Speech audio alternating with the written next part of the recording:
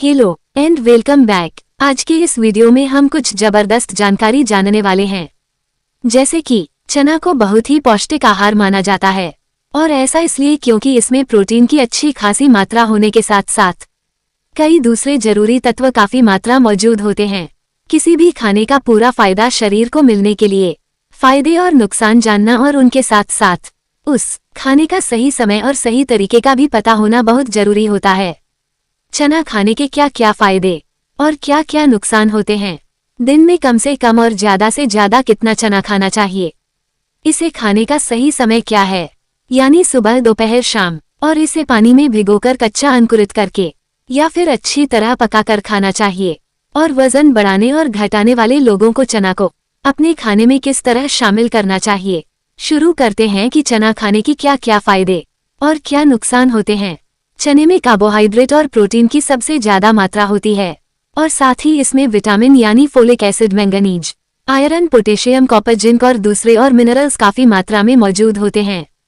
लेकिन सबसे अच्छी बात यह है, चने में फाइबर की भी अच्छी खासी मात्रा होती है, जो कि कार्बोहाइड्रेट को रेगुलेट करने के साथ साथ कब्ज को दूर करने और सेहत को बेहतर बनाने में भी बहुत मदद करता है।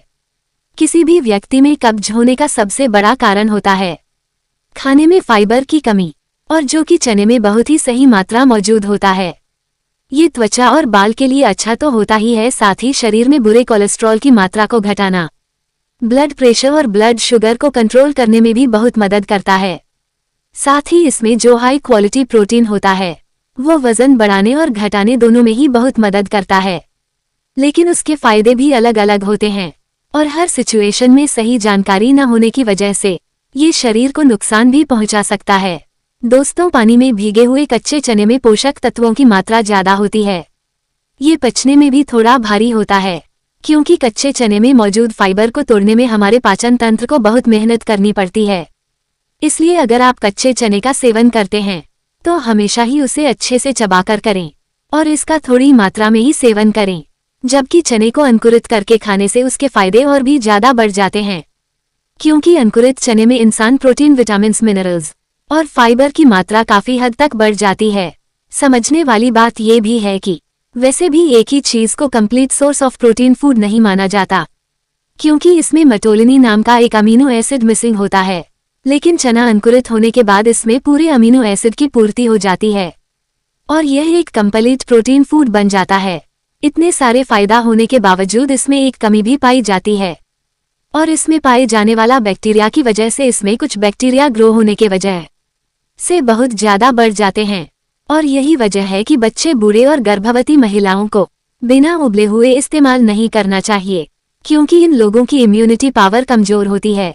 इसमें मौजूद बैक्टीरिया शरीर का नुकसान भी पहुंचा सकता है। थोड़ी कमी तो आती है खाने में सदा सेफ और पचाने में ज्यादा आसान हो जाता है, जिससे कि इसका हर कोई इस्तेमाल कर सकता है। चना कब खाना चाहिए, खाने का सही समय क्या है? लेकिन ज्यादा बेहतर यह है कि इसका सुबह के नाश्ते में इस्तेमाल किया जाए। सुबह खाली पेट ही इस्तेमाल करना चाहिए और इसे खाने के बाद दूसरा कुछ भी खाने के लिए कम से कम 1 से 1.5 घंटे का गैप जरूर रखना चाहिए, ताकि चना के खाने का पूरा फायदा शरीर को मिल सके। अब बात आती है कि इसे कितना खाना चाहिए। उसे व्यक्ति के पाचन और उसके फिजिकल एक्टिविटीज पर निर्भर करता है। लेकिन फिर भी पहली बात तो ये कि अगर आप पानी में भीगे हुए यानी कच्चे चने का इस्तेमाल करते हैं तो आपको इसका 1 या 2 मुट्ठी से ज्यादा इस्तेमाल नहीं करना चाहिए और इसे खाते समय बहुत ही अच्छे से चबाकर खाना चाहिए, क्योंकि पानी में भीगा हुआ चना पचाने में थोड़ा भारी होता है, जिससे कि इसका ज्यादा मात्रा में इस्तेमाल करने से गैस और अपच जैसी समस्याओं का सामना करना पड़ सकता है। इसे उबालकर या फिर किसी भी तरह पकाकर खाने से 50 से 60 ग्राम चने का कोई भी इस्तेमाल कर सकता है।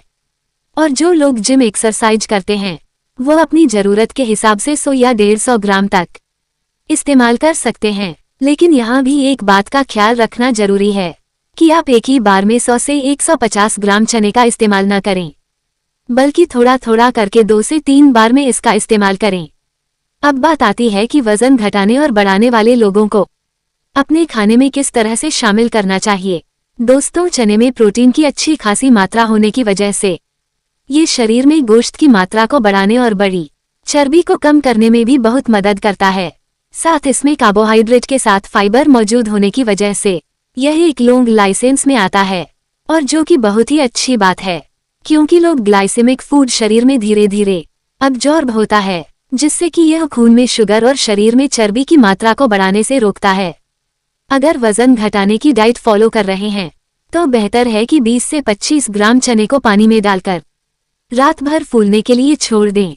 सुबह उठकर उसे अच्छे से चबाकर खाएं, क्योंकि कच्चे चने में पोषक तत्व की मात्रा तो ज्यादा होती ही है, साथ ही शरीर में धीरे धीरे पचने की वजह से भूख कभी काफी हद तक कंट्रोल में रखता है, बहुत मदद मिलती है। और अगर आपको कच्चा चना ठीक से नहीं पचता या फिर गैस की प्रॉब्लम होती है तो बेहतर है कि चने को उबालकर खाएं।